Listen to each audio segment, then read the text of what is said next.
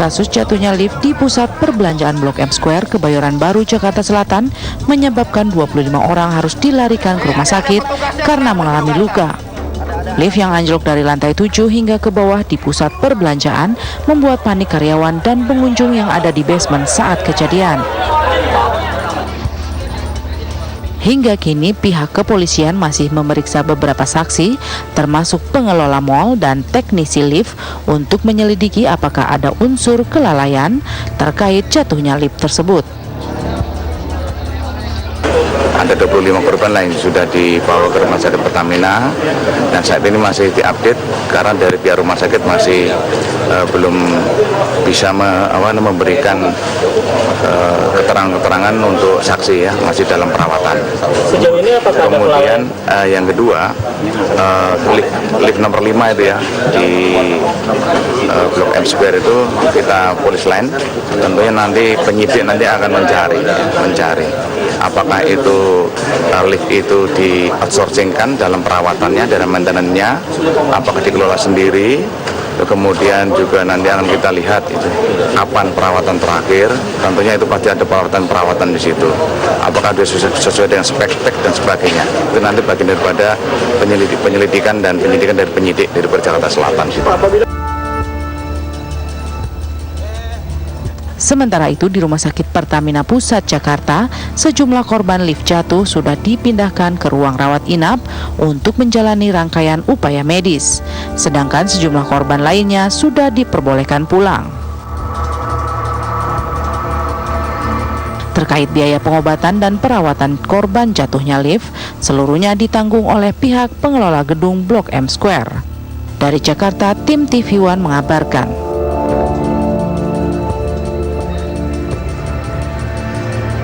25 orang menjadi korban di dalam lift pada saat lift itu jatuh dari lantai 7 ke basement, tetapi faktanya informasinya bukan 25 yang ada di dalam, ada 30. Kapasitasnya adalah 1.600 kg atau setara dengan 24 orang, tetapi faktanya 30 orang ada di dalam. Betul, ini ada ahli mechanical electrical, merupakan Direktur P2M Teknik Mesin Universitas Indonesia, Mas Ardiansyah. Selamat pagi. Selamat pagi, Mas Ardiansyah, kita bisa minta tolong langsung digambarkan bagaimana sebenarnya kekuatan daya dari lift tersebut sehingga bisa menampung begitu banyak orang di sana, tapi akhirnya kenyataan yang terjadi liftnya bisa langsung anjlok seperti itu, Mas. Silakan Mas, bisa langsung digambarkan. Baik, terima kasih Mas Ita. Saya akan coba gambarkan sketsa kita. Jadi sebenarnya di lift itu ada bagian yang namanya hoistway. Nah, kemudian di sini ada yang kita sebut sangkar lift, ya. Kemudian di sini ada ruang mesin, dan di sini ada yang namanya bobot imbang atau counterweight. Nah, beban dari lift ini ditanggung oleh yang namanya ropes atau sling, dan ini dirancang dengan sangat kuat. Jadi itu apa itu, Mas? Rope atau string itu posisinya ada di mana? Posisinya sebenarnya menggantung cable car. Jadi di sini menggantung sangkar. Kemudian dia diputar oleh mesin traksi, dan kemudian bobot pengimbang ini akan membantu putaran tersebut, walaupun mesin yang akan mainly memutar. Pada saat berhenti kemudian jatuh, itu di mana yang terputus? Dari yang saya dengar beritanya, itu tidak terputus. Jadi rope ini sebenarnya tidak hanya satu. Jadi dalam rancangannya rope ini memperhitungkan beban kejut maupun beban inersia yang ditanggung oleh lift, penumpang, dan juga bobot timbangnya.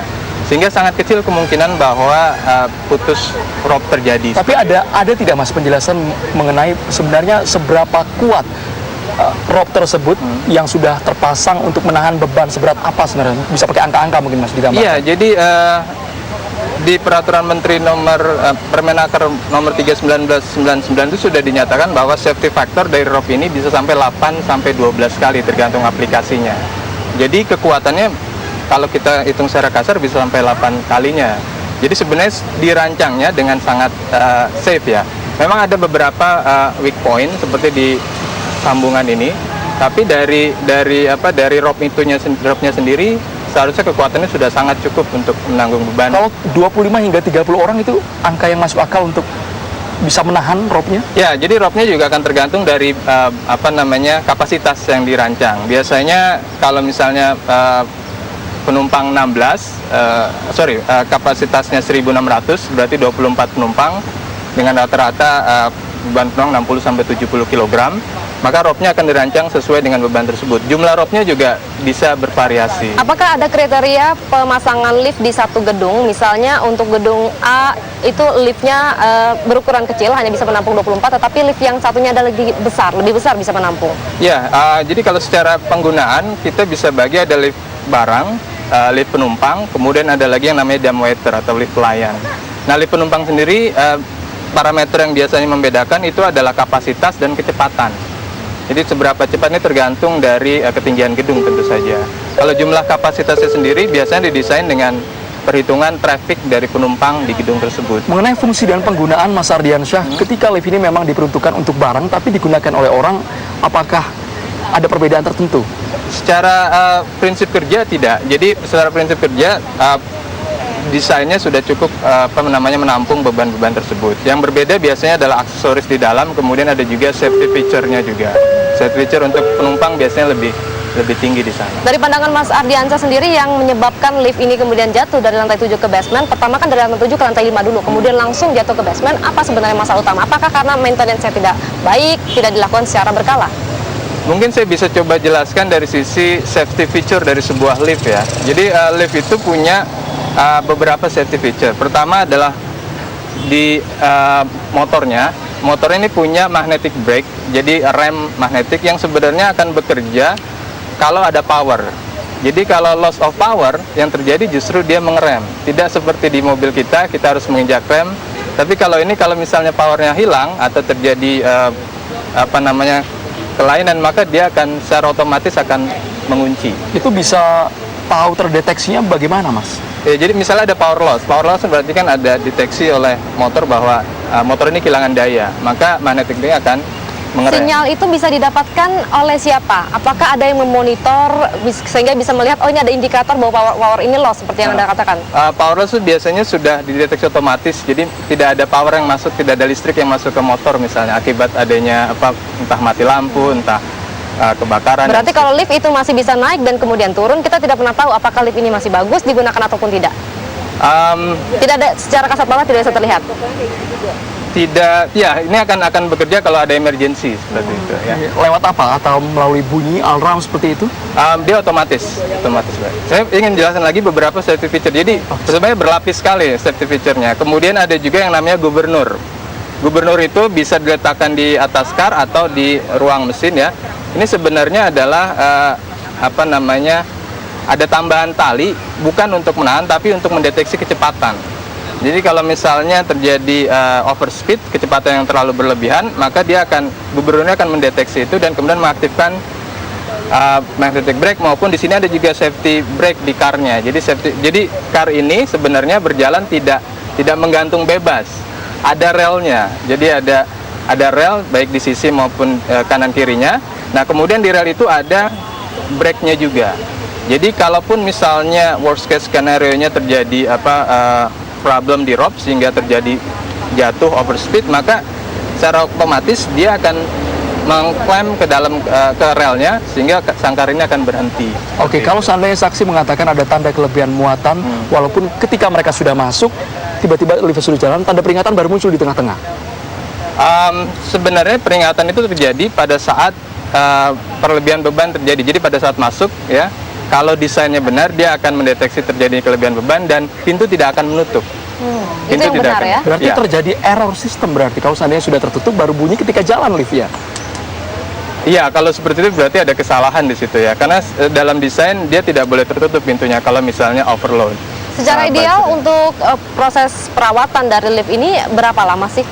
Ya, jadi kalau lift ini sebenarnya bisa bertahan lama ya, sesuai dengan usia gedung. Cuma ada perawatan yang daily, seperti pemeriksaan inspeksi daily setiap hari yang pada saat on off lift, maupun bi-weekly bisa juga terjadi. Dan itu biasanya dilakukan, bukan biasa, tapi harus dilakukan oleh perusahaan yang memiliki izin operasi perawatan lift. Sebenarnya standar lift di mall di Jakarta, Mas, sudah ada standarisasinya nggak, Mas? Sudah. Untuk pembangunan lift sendiri? Ya, jadi kita sebenarnya sudah punya standar nasional Indonesianya juga. Dan kemudian tentu saja ada otoritas dari Departemen Tenaga Kerja dan Transmigrasi yang sekarang didelegasikan ke Dinas Tenaga Kerja dan Transmigrasi untuk memonitor hal tersebut, melakukan pengawasan. Jadi standarnya sudah ada, SNI-nya sudah ada. Memang mungkin perlu enforcement yang lebih baik untuk itu ya. Jadi pengawasannya apakah. Jadi lift itu SNE-nya mulai dari desain, kemudian instalasi, operasi, dan kemudian perawatan. Sudah ada juga yang namanya standar kompetensi kerja Indonesia, SKKNI-nya untuk ahli-ahli di setiap tahapan tersebut. Baik Mas Ardi, kita ingin tahu juga apakah lift satu dengan lift lainnya kecepatannya berbeda-beda. Nah, kalaupun kecepatannya semakin lambat, apakah ini menandakan lift itu sudah tua? Nanti kita akan bahas kembali usai jeda berikut, tetap di Apa Kabar Indonesia.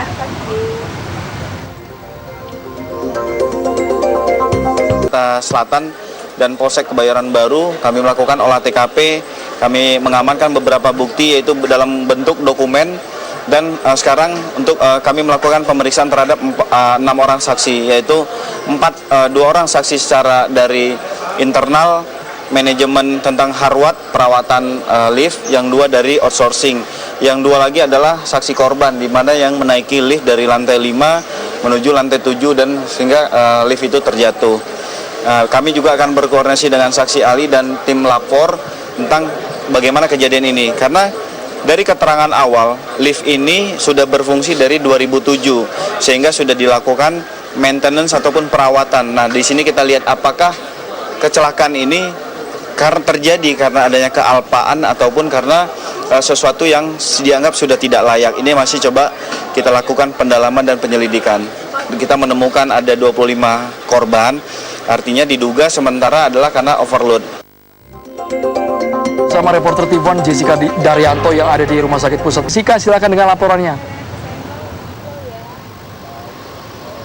Baik Andro dan juga pemirsa, 2 hari pasca jatuhnya lift di pusat perbelanjaan Blok M Square, memang saat ini masih ada sekitar 15 orang yang dirawat di Rumah Sakit Pusat Pertamina. Memang pada saat kejadian ada total 25 orang yang datang ke Rumah Sakit Pusat Pertamina untuk diperiksa, dan pada saat hari kejadian tersebut ada sudah 8 orang yang dipulangkan. Hal ini dikarenakan memang mereka tidak mengalami cedera yang cukup serius dan sudah diperbolehkan pulang oleh pihak rumah sakit.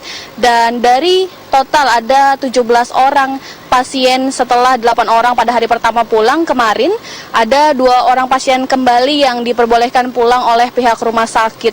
Dan total hari ini masih ada 15 orang pasien, 11 orang pasien yang masih dirawat di rumah sakit ini telah dioperasi oleh pihak rumah sakit karena mengalami cedera yang cukup berat, yakni patah tulang di bagian, terutama di bagian kaki, lalu sisanya memang mengalami cedera di bagian kaki, tangan, dan yang lainnya. Pihak rumah sakit juga mengatakan bahwa para pasien ini bukan hanya mengalami cedera dan patah tulang, namun juga mengalami syok karena memang kondisi pada saat kejadian jatuhnya lift tersebut berdesakan, dan hal tersebut membuat syok pasien yang memang terjatuh dari lantai 3 hingga menuju ke lantai basement di pusat perbelanjaan Blok M Square itu. Dan selain itu, pihak rumah sakit juga mengatakan pada hari ini nanti rencananya akan ada 2 orang lagi pasien yang memang diperbolehkan untuk pulang karena kondisinya memang sudah cukup membaik. Mereview sedikit mengenai kejadian yang terjadi pada hari Jumat sekitar pukul 1 siang waktu Indonesia Barat. Memang lift yang berada di pusat perbelanjaan Blok M Square, yakni lift 5, terjatuh dari semula turun dari lantai 7 menuju ke lantai 3, namun tertahan di lantai 3 sehingga seterusnya jatuh ke lantai basement dari pusat perbelanjaan tersebut. Menurut pihak kepolisian, dugaan sementara dari jatuhnya lift yang di pusat perbelanjaan Blok M Square tersebut memang dikarenakan adanya kelebihan beban dari para masyarakat atau orang yang masuk ke dalam lift yang memang seharusnya tidak sepenuh itu. Sementara kondisi akan terus diupdate oleh kami. Demikian, kembali ke Anda Andro dan Dita. Terima kasih Daryanto.